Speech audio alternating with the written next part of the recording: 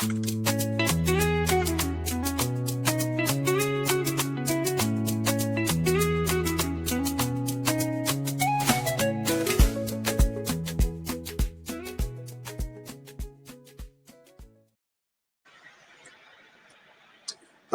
and welcome to Different Perspectives. I'm Paul Ndiho in Washington. After nearly 2 years of unrelenting conflict, a fragile ceasefire in Gaza is giving the world a glimmer of hope and a chance to imagine what peace in the region might finally look like. Under the newly brokered deal, Israel and Hamas have agreed to pause fighting, release hostages and prisoners, and allow humanitarian aid to flow into the war-torn territory. The agreement, shaped in part by US President Donald Trump's peace initiative, has sparked cautious optimism, but also tough questions about what comes next. Will this truth hold? What role will regional and global powers play in shaping Gaza's future? And can both sides move beyond decades of mistrust and trauma to build lasting peace? To help us unpack these complex dynamics, I'm joined live by David Osorio Monda, a journalist and professor at the City University of New York, Guttman Community College. He has been following the developments in the Middle East closely and brings a sharp understanding of international politics and diplomacy. Hello, David. Thank you so much for having me. I am well. Yeah, thank you so much for being here. How are you? I'm well, thank you. Thank you for inviting me.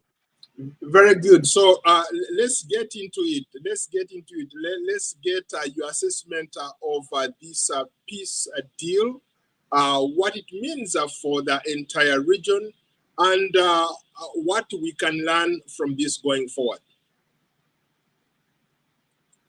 I think my initial thoughts about the peace deal was I was happy that at least both sides had agreed to stop the fighting, because the people who are getting hurt the most were innocent civilians who are facing a brunt of this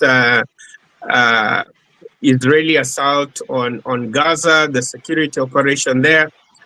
But as you have mentioned, there's also a lot of underlying questions which have not been answered. For example,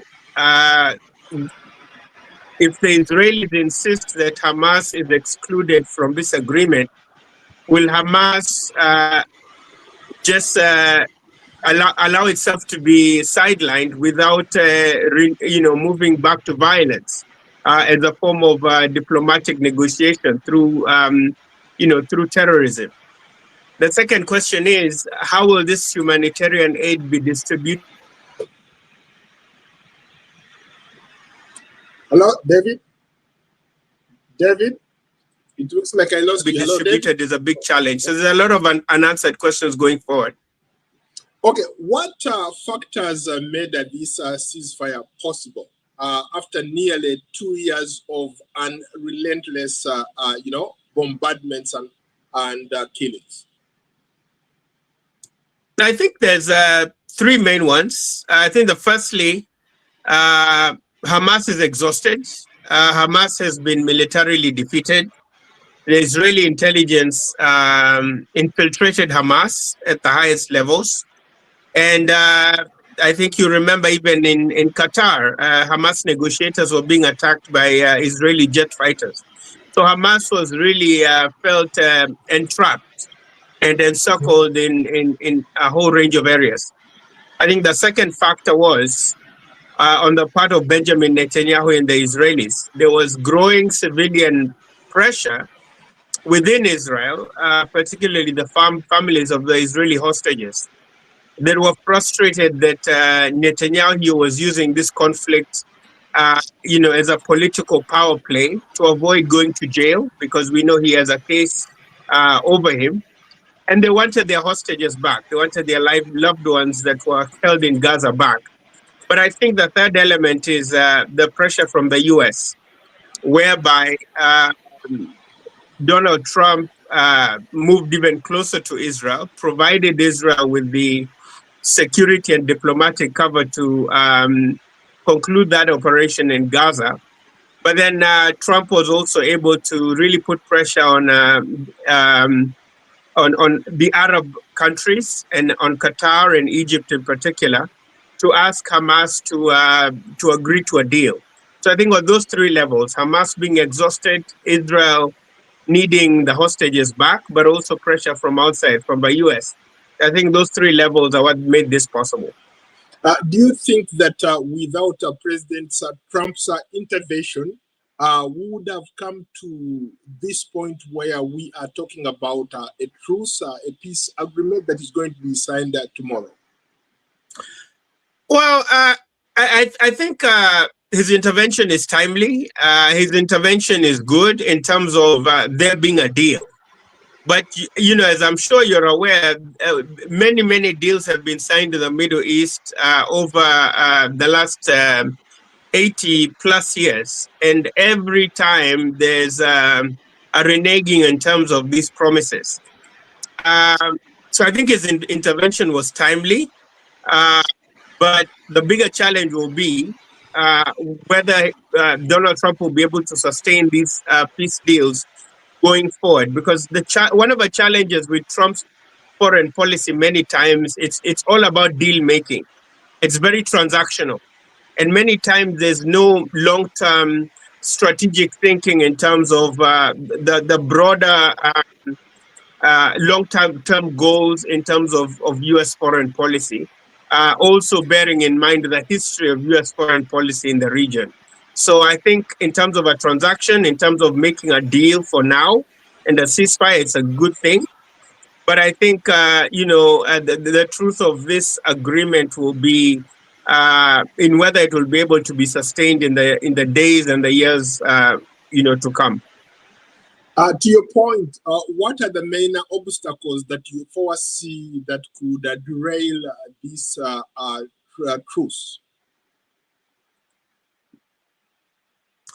Sorry, could you repeat the question? I said, to your point that you made earlier, do you foresee any obstacles that could threaten the stability of this peace deal that has been signed? Well, definitely. Number one, the big one will be Hamas. If it's sidelined from any political settlement, then how will it react? And within that very context, how do you disarm Hamas? Because I'm sure there's a lot of radical members of Hamas who will not accept to be disarmed and will fight to the death. I think that's one major problem. On the Israeli side, we know we have Ben Gavir and Smotrich, hardline Zionists, within the very right-wing fringe of this Netanyahu coalition. To what extent will they be able to scuttle this deal? Because many of them were actually not in favor of any peace deal with Hamas. They wanted to occupy Gaza, take over Gaza, and even extend Israel's borders, beyond what they are right now. I think the third element in terms of derailment will be to what extent will Trump's policy remain consistent? We've seen, for example, Paul, with the tariffs. Today, he imposes tariffs on a country, and within 2, 3, 4 months, they're removed or they're slashed in half. He'll make one policy with Ukraine today to say we're supporting Ukraine, and tomorrow he'll be saying Vladimir Putin is a nice guy. So I'm also a little concerned about the consistency above this deal, whether what Trump will be saying tomorrow will also be consistent a year from now, or even 6 years, or even 6 months from now, when conditions change on the ground. So there's a lot of different obstacles around this current goings on in the Middle East. You bring up a very interesting point, especially when you talk about consistency. And I think this is not just on President Trump's side. I think it's consistency from all sides. You have Hamas, you have hardliners there. You have Israel, Benjamin Netanyahu and his allies are also very inconsistent when it comes to some of these things that we've been looking at. But beyond that, how has the humanitarian situation in Gaza evolved since the war began in October 2023? Right. Before I talk about the humanitarian context, maybe let me just highlight, a few issues around the consistency, say, with Israel and Hamas. I think over the years, Netanyahu has been very consistent. He does not want to see a Palestinian state, period. And you'll see since the creation of Israel in, after the Israeli War of Independence, in 1948, we see, sorry, 1947, right? We see a continuous expansion of Israel, right? So you see the War of Independence.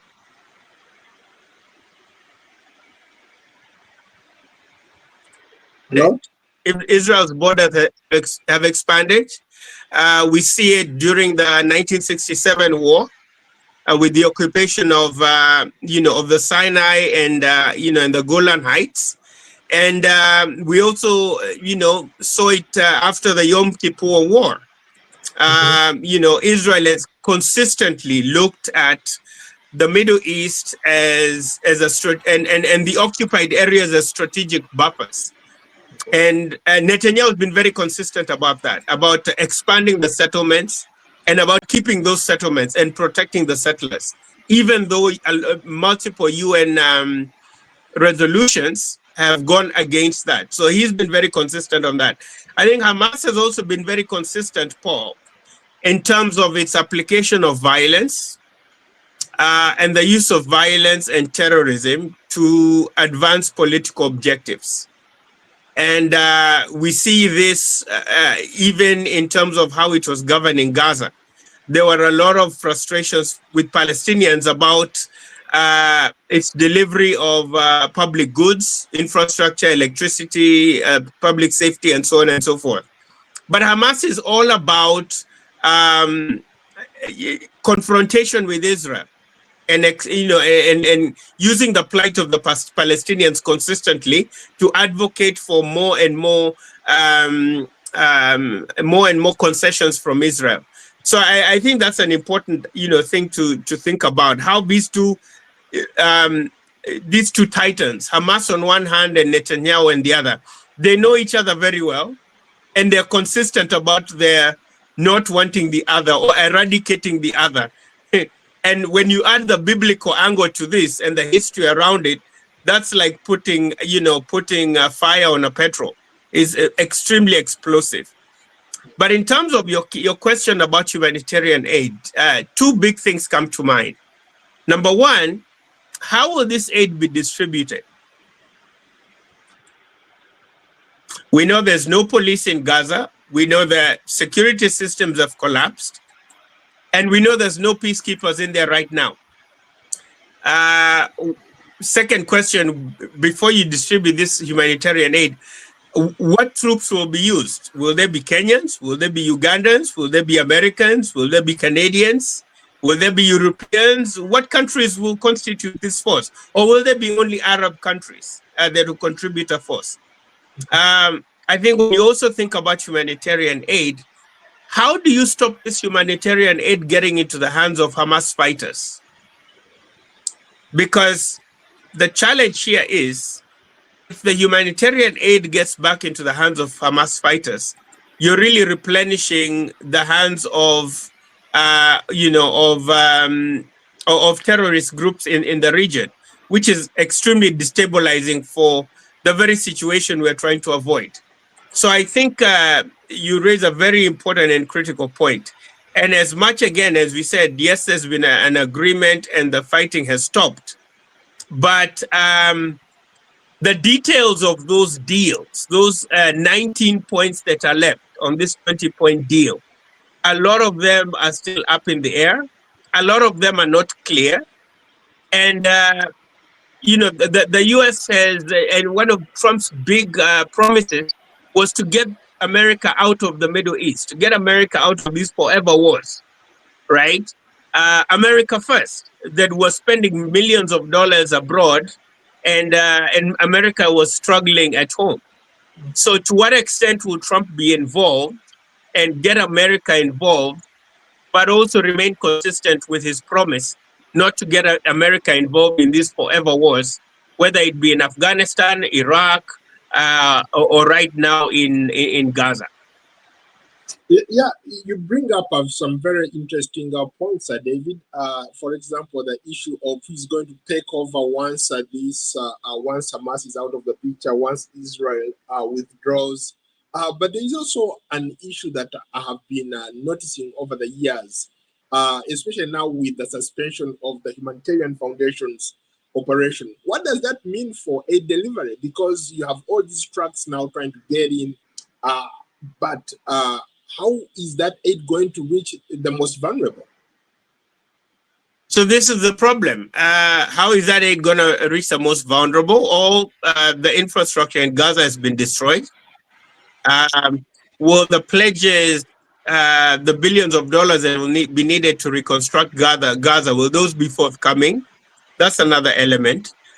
Then the third element, Paul, with humanitarian aid, not just in Gaza, but in many parts of the world, is you have to be very strategic with humanitarian aid. You can't flood an area with humanitarian aid because you collapse that economy. In other words, you need to provide just enough aid to allow that economy to start to grow and to provide for itself.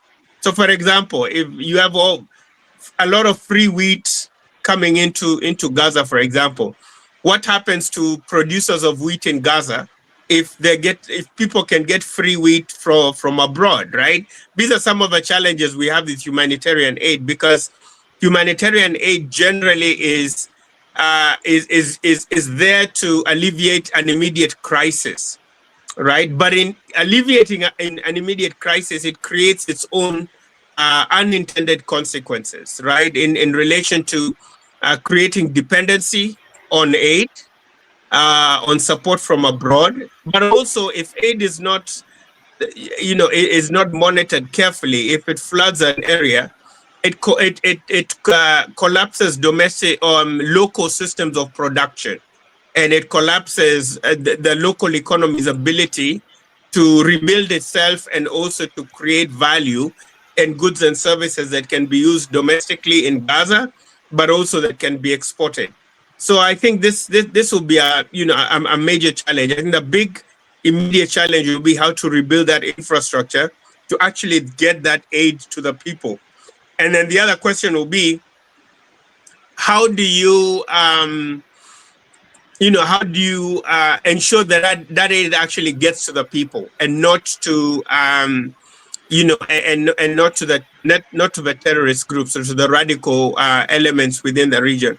But I think a third point, Paul, that I think we should also remember to talk about is this question of amnesty. Netanyahu surprisingly accepted amnesty for the Hamas fighters for October 7th. How will that play out? How will it play out? And especially when we think the humanitarian aid has gone in, the Israeli hostages have been released, 20 plus, or the remains of whoever is left. If the hostages are released, then Hamas's last trump card, no pun intended, but Hamas's trump card is last card has been played, right? So if there's no hostages, then Israel will not hold back from any other form of, overly aggressive or escalatory, retaliatory attacks on Gaza. So going forward, yes, there's a humanitarian aid question, but the challenge is it's so intricately and closely tied to issues of security, to issues of of hostage release, but also to issues of how Hamas will continue to play going forward. In case you are just joining us, we are live, and I'm joined by my good friend David Onsorio Monda, a journalist and professor at the City University of New York at Guttman Community College. He's been following the developments in the Middle East closely and brings a sharp understanding of international politics and diplomacy.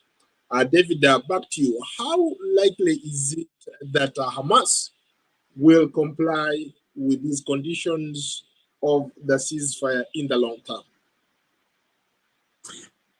I want to be hopeful, but I remain skeptical.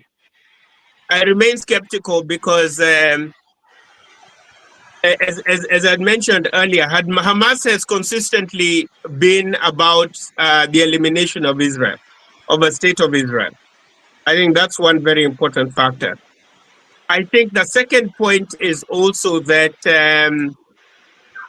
Hamas will be working very hard to try and remain relevant within the politics of Gaza and wider issues within the Middle East. And if Israel sidelines Hamas, which they are, saying Hamas will never be a part of the, be a part of the government in Gaza, then that really tells you or raises some skepticism about the future of this accord. I'm also skeptical in relation to the fact, Paul, that if you look at the map of Israel and Palestine in 1967, after the 67 war, um, it's very much different from the map of Palestine today. So if you look at that map, the Israelis have been very strategic about uh, creating what was in South Africa, what would be called the Bantustans, right? These pockets of Palestinian settlements that are so scattered within a settlement, within Israeli settlement areas, that it becomes geographically and physically impossible to really have a viable Palestinian state. And I think this is the big problem with this settlement, right, of this agreement, that the way things are, unless we go back to the borders of 1967, having a Palestinian state today with the status quo is virtually impossible. And even if we did come up with some kind of land for Palestinians today under the current uh, occupied regions or that Israel already occupies, uh, the Palestinian state would essentially be a joke, and a bad joke at that, because there's so much Arab and Palestinian land that has been taken over by the settlers who are unwilling, to leave, and under no circumstances will they be forced out, because then that will be the end of the Netanyahu government, because of the very far right coalition partners that he has within his coalition. So like I said, I'm very happy that the fighting has ended, but I'm also very cautious and I must say skeptical about the future of this accord, because there's just so many unanswered questions, and particularly this whole question about what will the role of Hamas be, and will Israel be willing to give up land for peace, which is something that Israelis will complain that they've tried to do in the past, and all that they have ever gotten is more violence. How about the fact that recently at the UN General Assembly, you probably saw there, you live in New York, you probably may be familiar with this story firsthand. Almost the entire world recognized the state of Palestine, with the exception of very few countries. Would that make a difference, having that international pressure play a critical role? Can they bring pressure to bear to force Israel to allow the Palestine state?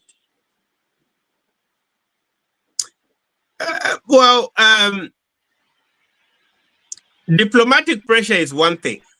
Walking to Netanyahu's speech, which a lot of countries did when he addressed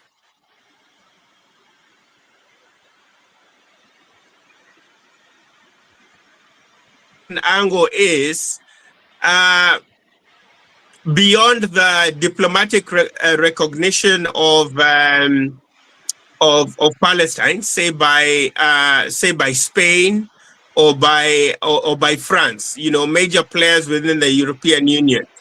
The broader question is what actually happens on the ground, right? Because diplomacy is one thing, making these statements and speeches is one thing, but really putting pressure on Netanyahu, for example, to give up land that was taken up during the 67 war,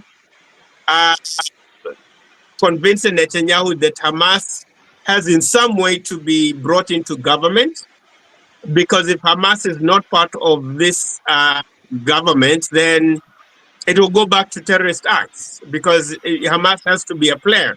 It will not just sit back and be made irrelevant. But I think, to your question, does the diplomacy work? Yes, it works for sound bites. It works for rhetorical statements 1 or 2 or 3 weeks after the UN General Assembly. But then we'll never really revisit that until this time next year, when the whole world troops back to New York to make more speeches. So the diplomacy is good. The images are good. The diplomatic statements are good. But then I would like to see, for example, France freeze its military and intelligence cooperation with Israel and investments of French companies in Israel.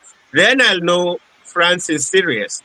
I'd also like to see similar moves from Spain. I'd like to see the European Union as a bloc, put sanctions on Israel if Netanyahu doesn't follow along with some of his accords. Will the European allies of the US, the NATO allies, be willing to put pressure on the US to put pressure on Israel? So you're very right. Diplomacy is good. The images are good. They put some pressure on Israel, but I think to no means will they change Netanyahu's very far right position on the Palestinians. Israel, in and of itself, sees the UN as biased against Israel, because multiple members of the UN always vote against Israel. And Israel really sees the US as its only main ally within the UN. So I am skeptical, and I really don't think, statements in the UN or recognition of Palestine figuratively really will change anything on the ground without direct pressure, whether it's sanctions, military cooperation, investments, for a radical change of the map, of Palestine at this time. Sticking to that point, tomorrow, more than 20 world leaders, including US President Donald Trump, are expected to be in Egypt to sign this peace accord. From your vantage point, what role could Egypt and other regional players like Qatar, Jordan, play in sustaining the peace in that region? So I think unfortunately, Paul, there's the optics of the signing of the accord, which you will see tomorrow in Egypt. A lot of Middle Eastern leaders, Arab leaders, will come and say they support the accord, which is one thing. But I think if you really look strategically over the last 15 to 20 years, the Arab nations, by and large, have abandoned the Palestinian cause. If I could take you back in history, remember when Sadat first signed the peace settlement? Yes, with the Israelis, he paid for it with his life. He got assassinated. Yes, I remember. Right, he got assassinated. Yeah. So the mood back then was extremely united for the Arab nations. But we see over time, particularly after the 93 accord between Jordan and Israel, that was, the Oslo Accords that was supported, by the Clinton administration. And even till to the present day, most Arab countries are doing a lot of business with Israel. They're cooperating with its intelligence. So the challenge here is the Arab elites, whether in Cairo, whether in Jeddah, whether in in Amman, in Jordan, the elites have long given up on the Palestinian cause. The problem is they have to keep up the optics for the cameras, because the public mood of the majority of Arabs in the Middle East is not in alignment with where the elites want to go. The elites have long given up on the Palestinian cause, but the masses in the Arab world still believe in Palestine and the rights for Palestinians. So again, I don't want to sound overly skeptical, but I think it's important when we analyze the Middle East to understand these contending tensions. One between the elites in the region who want to move forward on this Palestinian question because they really don't see, Israel being defeated and Israel being liquidated. They want to start doing trade and business and actually improve the economies, because this crisis has been going on now for centuries, right? And in terms of modern nation states for over 80 years now. But the other challenge then is, how do Arab elites like Al-Sisi, the king of Jordan, the king of Saudi Arabia, they cannot dare make peace with Israel without a significant legitimacy costs. In other words, losing face with their local constituencies. I think, just to finish off, one of the big next targets that Trump will be looking at and Netanyahu will be looking at is the US and Israel would really like, as a next target, to have Saudi Arabia on board to sign off on a peace accord, same as Jordan has done, same as Egypt has done, same as Bahrain has done, and more recently, same as what Morocco did, right? So I think that's my point here is there's a big gap between the rhetoric of Arab elites, leaders supporting Palestine, and what they actually do. And in my view, I think most Arab elites, most Arab leaders have abandoned the Palestinian cause, which is why Iran becomes such a central country in the Middle East, because that seems to, the majority of Arab people in the Middle East, Iran seems to be the only last country that is both privately and publicly pushing for this Palestinian cause.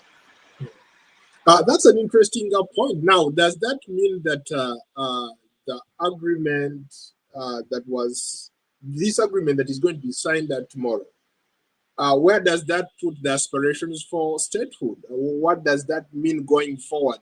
If all those concerns that you brought forward are true, how can we foresee a future where there are two states that live side by side?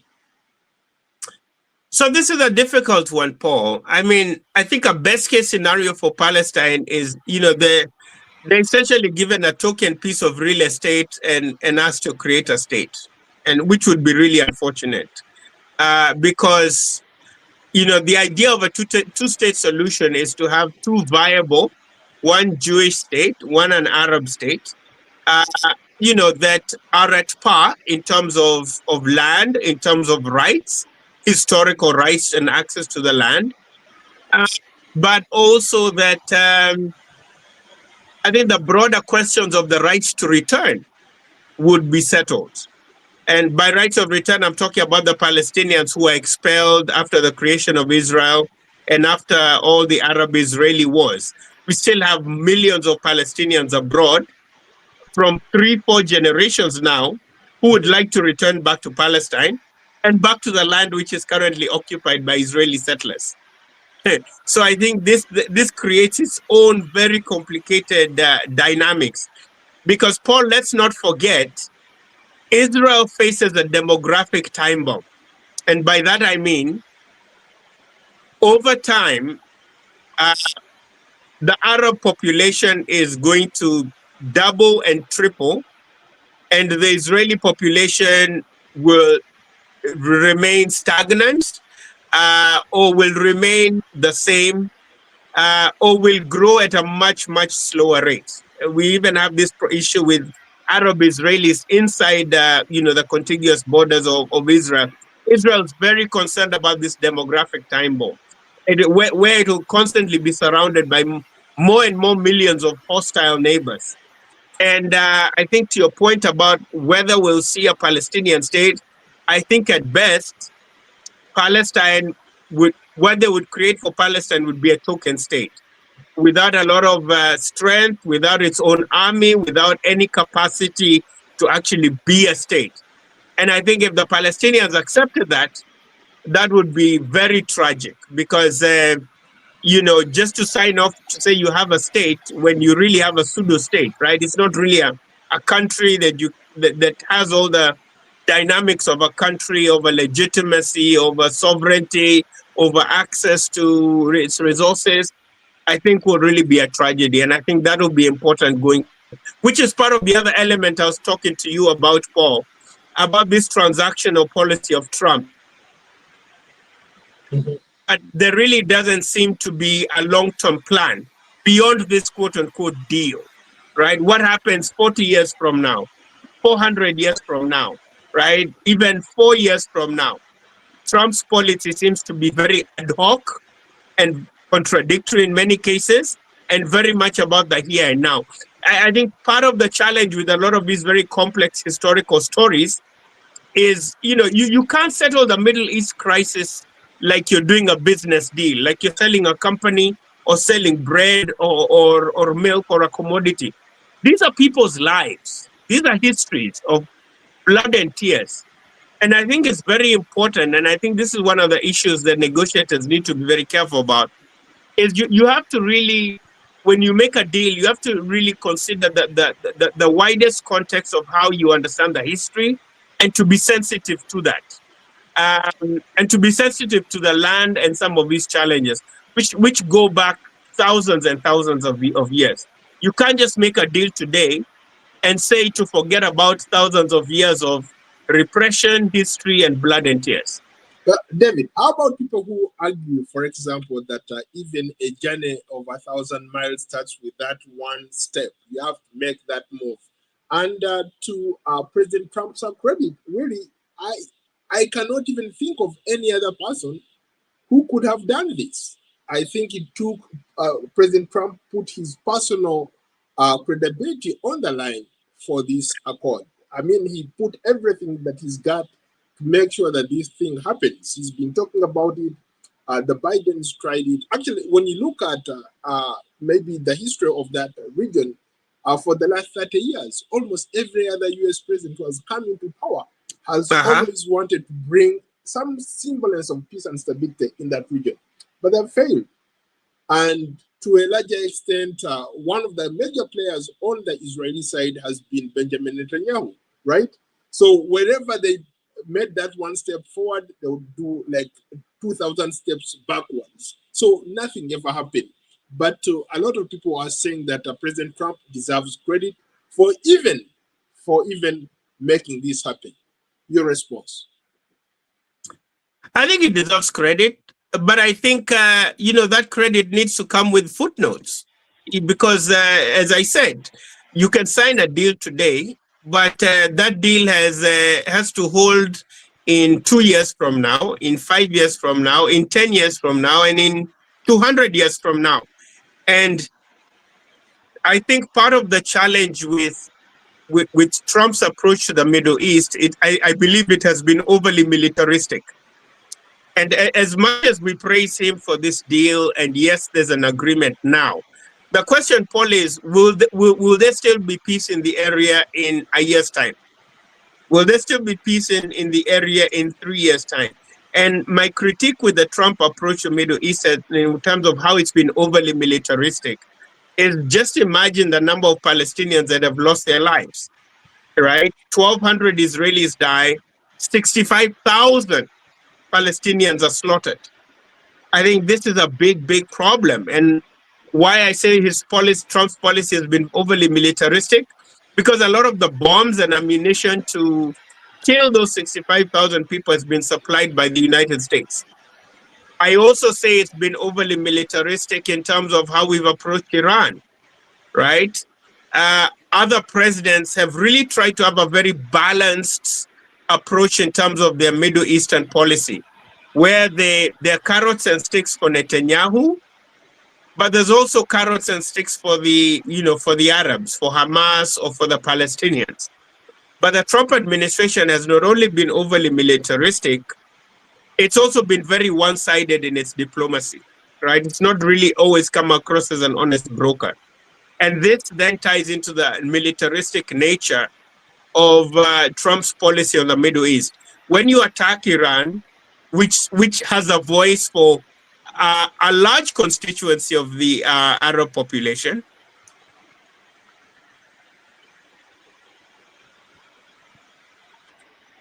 Hello, David. Groups. Yes, when you attack different. Remember, Soleimani was executed in Iraq, right? The Iranian general in Iraq. These are norms and things that are done, which are militaristic, which can seem to bear fruit in the short term. But in the long term, Paul, the question for Middle Eastern and Israeli policy is, will Israel ever be able to kill all the Arabs in the Middle East and take over all that land? It's just not physically possible, right? It's not militarily possible, right? Population of Israel is 10 million plus. Population of Egypt alone is over, 80 million, right? So my point here is, it's a demographic issue, and it's one whereby if a president's team seems to push a very militaristic agenda, it really narrows options for diplomacy. And I think the bigger challenge here, Paul, just in conclusion, is there are a lot of critics of the Trump administration, who feels Netanyahu has manipulated the US to fight Israel's wars for itself. And that a lot of times he's very skillfully been able to manipulate US public opinion and foreign policymakers in Washington to engage in certain actions which are not always balanced in terms of the diplomacy of the Middle East. And quite frankly, to engage in actions many times that actually go against US interests in the Middle East. So my only big critique for Trump right now would be on two fronts. One, there doesn't seem to be a long-term plan in terms of the day after, right? These accords are going to be signed tomorrow. How do we get the other 19 points done? And will there be peace in the Middle East in 1 year, 2 years, 5 years from now? And the second question then is also in terms of a long-term policy and strategy for the Middle East. I think that one is lacking. It seems to be very transactional and very much about making a deal. And you can't make a deal on people's blood and tears and histories of generations being killed. Well, I think we're almost out of time, but let me ask you, what lessons can be drawn from this, since you pointed out that previous ceasefires have failed to bring about a semblance of peace and stability in that part of the world? Can this moment transform what has failed to happen for years? I think there is hope. I know most of my comments have been critical of American policy in Middle East, but I also have to give the U.S. government its kudos to actually bring this agreement, forward. And I say that in answering to your question, Paul, that diplomacy always creates some of these unintended avenues for peace. Remember with Northern Ireland and the UK government, they'd been fighting there for many, many, many decades. And Northern Ireland and the UK government, the Dayton Accords brought some peace. We look at Yugoslavia, and there's issues in a lot of the former republics, but there's peace there. So I think this is a good first step, as you'd mentioned, right? The journey of 1,000 miles begins with the first step. But as much as the deal is going to be signed tomorrow, I also think that more thought needs to be put in terms of investing in networks investing and talking to countries that the United States may not like, rather than attacking them and wanting to destroy anybody that goes against US policy. I think that's something important to think about. But I think thirdly, also having a very long-term view in terms of US foreign policy and how to bring peace in the Middle East. A transactional ad hoc deal, as you would do with business, is not the way you run diplomacy between countries. You have to be sensitive of the conditions within a region in terms of Gaza, of a regional context around Israel and some of its hostile neighbors in the Middle East, but also of an international context. Because we know whenever there are problems in that Middle Eastern region, it affects the rest of the world, primarily around security issues, around terrorism, but also around global oil prices. So good step initially. You have to give Donald Trump his kudos, but then there has to be more thought for the long-term solution and less bombing, I think, and a little more talking to the other side. Well, on that note, thank you so much, David. It's been a pleasure, and thank you so much for your insights. Thank you so much for having me.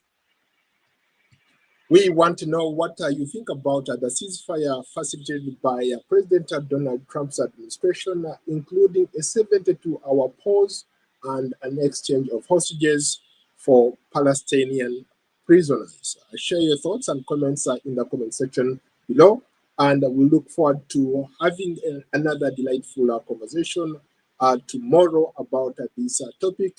Don't forget to like, follow, and subscribe to Paul Ndiho on Substack, X, Instagram, Facebook, Threads, LinkedIn, Blue Sky, YouTube, and Spotify. Stay tuned for continuing coverage on this subject as we go to Cairo tomorrow to bring you live proceedings of the signing of the agreement. Good night and bye for now. Thank you, David.